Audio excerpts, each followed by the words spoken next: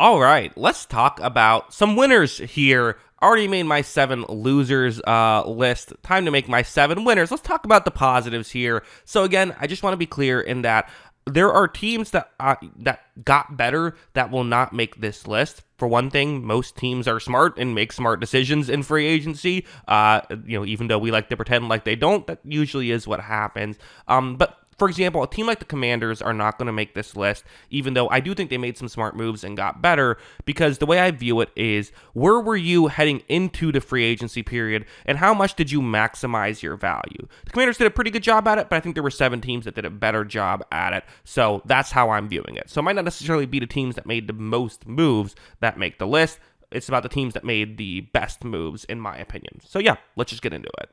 Number 7, maybe this is the homer pick, I don't know, but I am picking the Tampa Bay Buccaneers, my favorite team, on this list. I don't think this is a homer pick. I think that really the Chris Godwin thing and him turning down $20 million to stay in Tampa Bay on a reasonable 3-year, $22 million a year deal for the receiver of his caliber is a really good move, and that's the main reason why they made the list. I like the Hassan Reddick signing. I know not everyone's going to be as crazy about it, but I like that. I also like some of the smaller moves that they did, bring back Levante David, which we knew would happen. He's just taking 1-year deals for the rest of his career in Tampa Bay, it seems. That's just kind of how that works. But keeping Ben Bredesen, so you're keeping the offensive line together, some other smaller moves that they made that I like. Ultimately, even like the Sterling Shepard move, I thought was smart. So ultimately, I was a fan of this offseason so far, and the Godwin one is the main reason why they make the list. I have the Denver Broncos here, which at number 6, which I think is fair. I think that they did a really good job, really, with the 2 moves that, okay, listen, this could go horribly wrong, adding Hufanga and Greenlaw, because those are 2 guys coming off of injuries, and Greenlaw is someone who's coming off an Achilles, and that's really scary. But ultimately, I like them adding to the defense and focusing on their strengths instead of on their weaknesses. They already were able to pass pretty effectively. I would like another receiver, and I think they'll probably adjust that through the draft. But the reality is there just wasn't a receiver that fits that scheme that would have been perfect on the market. So why not go after defense, try and build really through the middle now of this defense in a way that could really help them.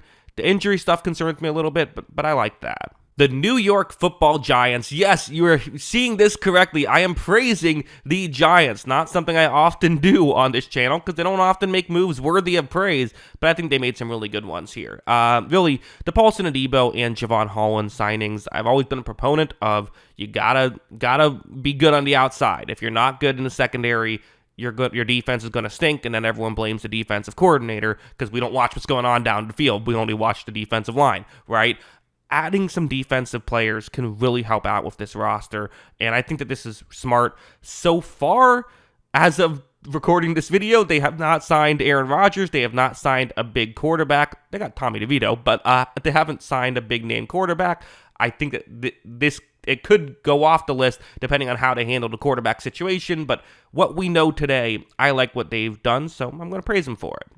Number 4 is the Colts, who, yes, I like what the Colts have done in this free agency period. I like, specifically adding Daniel Jones, I think is smart. I know that that's not something that a lot of people might agree with, but I think he is, at worst, a competent starting caliber quarterback who was in a horrible situation, and we've seen with Sam Darnold and with Baker Mayfield how much situation matters. Being in a better situation is an interesting flyer, but also Jones isn't so good that you have to make him the starter, right? You can put him and Richardson in and say, hey, we still want to see what we have in Richardson, but if it still doesn't get any better, then you can move on to Jones. I also like adding Cameron Bynum and Tre'Davious Ward, 2 really good defensive backs that should help out this roster. So yeah, Colts, not usually known for throwing money at guys in free agency, but made several moves, and in my opinion, good ones. Number 3, I'm putting the Bengals on here because they retained T. Higgins and Jamar Chase, and I didn't know if they were going to do that. And listen, ultimately, you could sit here and say, is that the best strategy of putting so much money into just 3 players with Burrow and Higgins and Chase?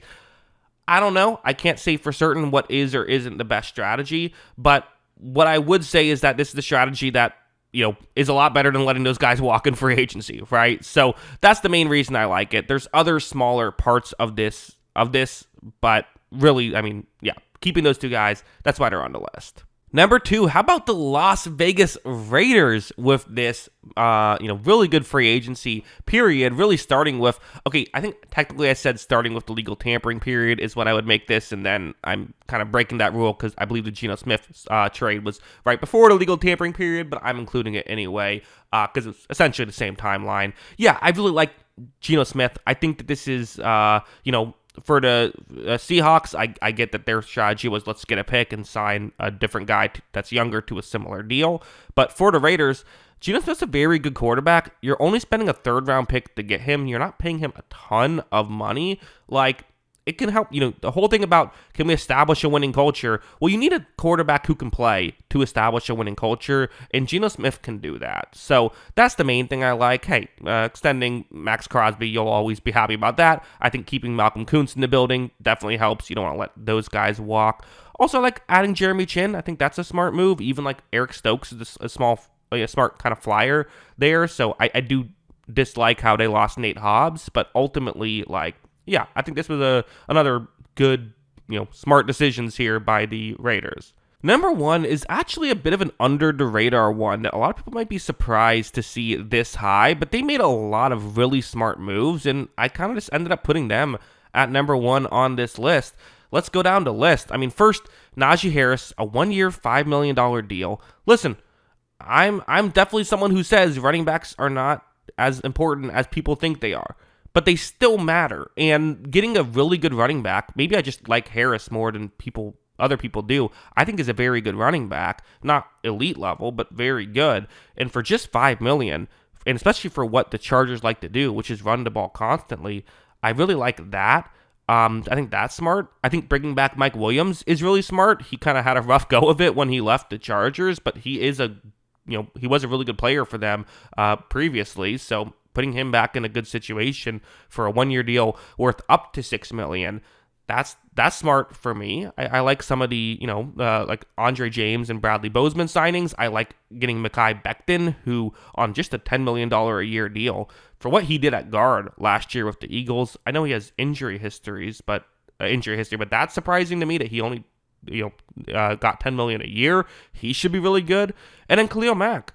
Keeping him in the building, signing a 1-year, $18 million deal, like that feels like a bit of a steal as well. So you're still keeping an elite level edge rusher, at least for this year. So ultimately, yeah, it wasn't just one massive move, but they made a lot of really smart moves. I didn't even talk about all of them, but they made a lot of, I thought, smart moves that should help them in the future. So yeah, huge fan of this one. I think it is the best free agency of this period, but I know some people might disagree, and hey, let me know your disagreements in the comments below.